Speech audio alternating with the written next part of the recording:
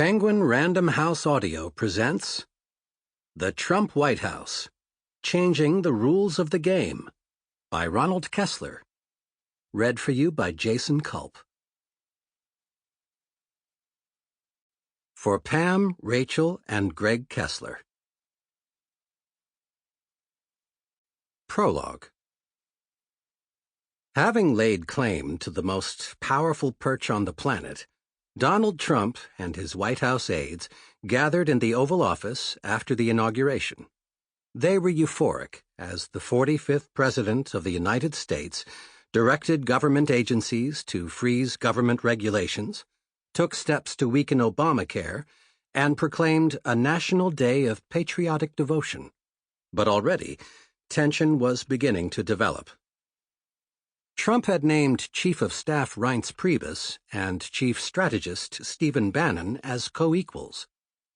In the coming weeks, it would turn out that not only Bannon but economic advisor Gary Cohn, Trump's daughter and advisor Ivanka Trump, her husband, senior advisor Jared Kushner, counselor Kellyanne Conway, communications director Hope Hicks, senior advisor Stephen Miller, and eventually National Security Advisor H.R. McMaster would report directly to the president, entirely bypassing the new chief of staff. Priebus was already feeling some initial unease after Trump, during the transition, met with Cohn, a Democrat who voted for Hillary Clinton, in his office at Trump Tower, and appointed him on the spot to head the National Economic Council.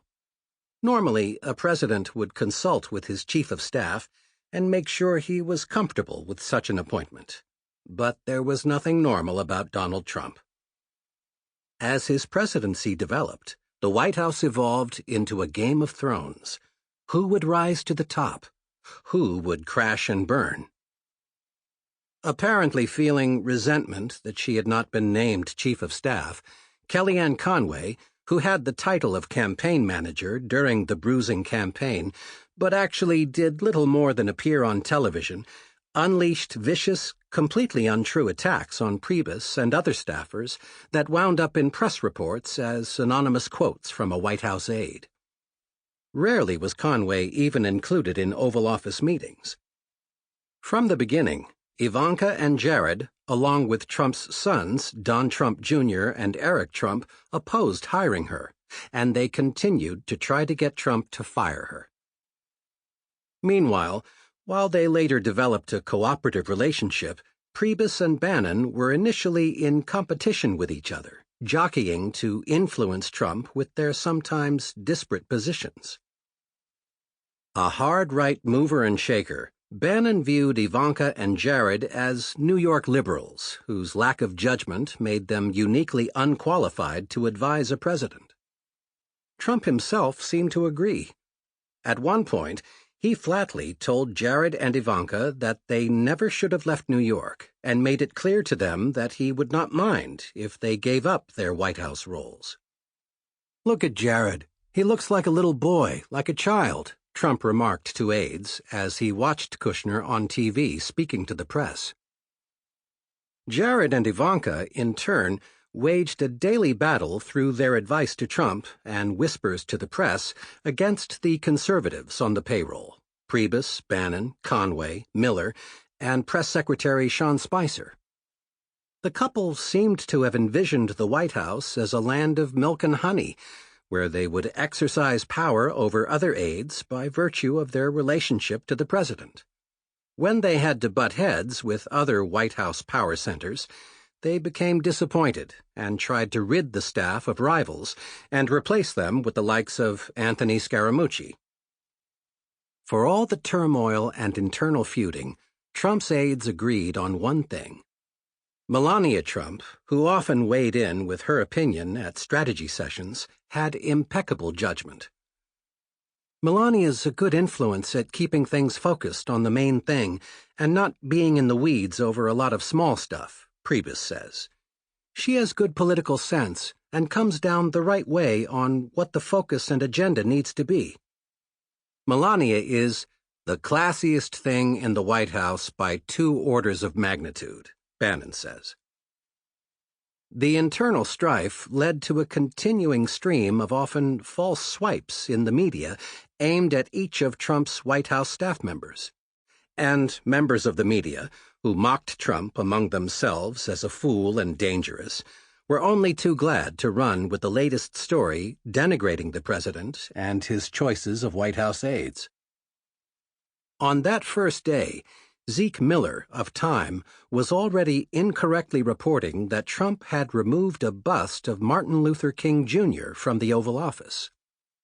Trump only added to the negative coverage by making outlandish claims, either directly or through Spicer, who began his tenure looking uncomfortable, trying to push Trump's narrative that the turnout for the inauguration was the largest in history. Trump made the lives of staffers even more miserable by unleashing screaming tirades on aides over often minor shortcomings or misperceived mistakes. But beyond the outrageous comments and the tweeting, beyond the infighting and dissension, there was another story that the media largely ignored. Sweeping presidential action that indeed was making America great again. Never before has an American president had so much impact on the country and the world in so short a time as Donald Trump. In a matter of months after Trump took office, consumer confidence hit an all-time high, job growth spurted, CEOs said the removal of regulations was spurring them to expand and hire more workers, unemployment plummeted to the lowest level in 17 years, the stock market zoomed to repeated record highs, manufacturing activity reached a 13-year high, companies began reversing plans to ship production overseas, illegal border crossings from Mexico plunged by 76%, border arrests dropped 25%, and an outstanding conservative appeals court judge took his seat on the Supreme Court.